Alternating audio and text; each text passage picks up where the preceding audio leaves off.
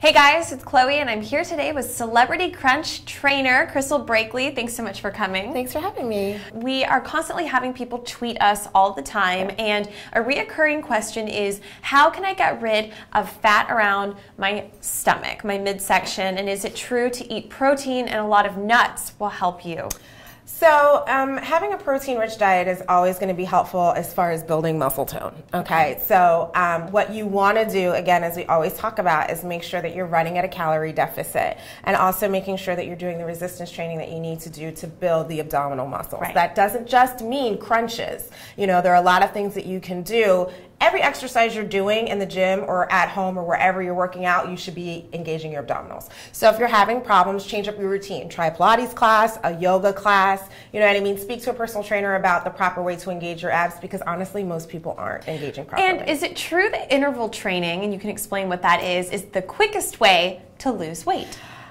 It's a good way to lose weight. The quickest way, again, is to make sure that your nutrition is in order, but it's helpful because you're changing, your body's never at stasis. You're always changing and going up and down. And interval training, is that always on a treadmill? No, you can do interval training on the stair mill, on the elliptical, on a row machine. You can do interval training with nothing. You can do it outside. So it's like mixing up the speed and the resistance every and your few minutes? incline, you know what I mean?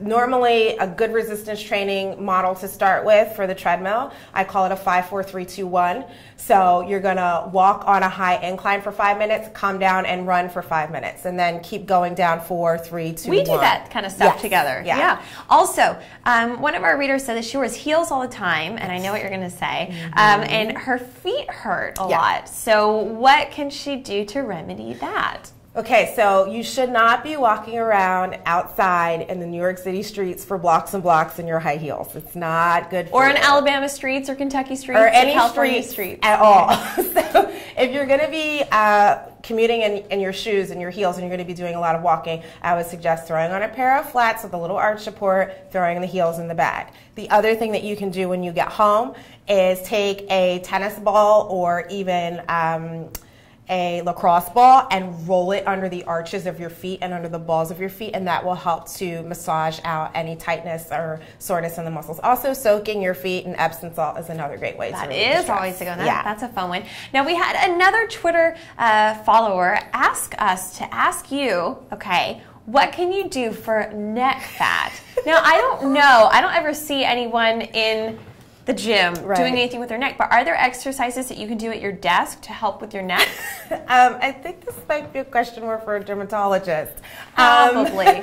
But are there things that you can do? Like, are there like resistance things that you could suggest? There are facial exercises. I do know that those do exist. I don't know a whole lot about them, but there are definitely some facial exercises that you can do. That's something that I need to research so I can have a better answer for you guys on. But yeah, there are definitely facial exercises.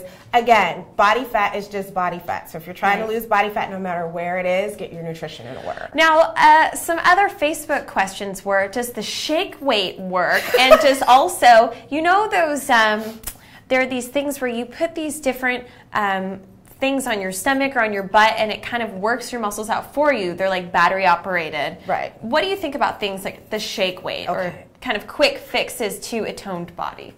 There are no quick fixes to a toned body. So shake weight and things with the electrodes and the shocking of the muscle and all of those things, those are kind of gimmicky little tools. I would be very careful with how you invest your money on your fitness training. If it's not something that's been around for a long time and has been proven to work, I would probably stay away from it.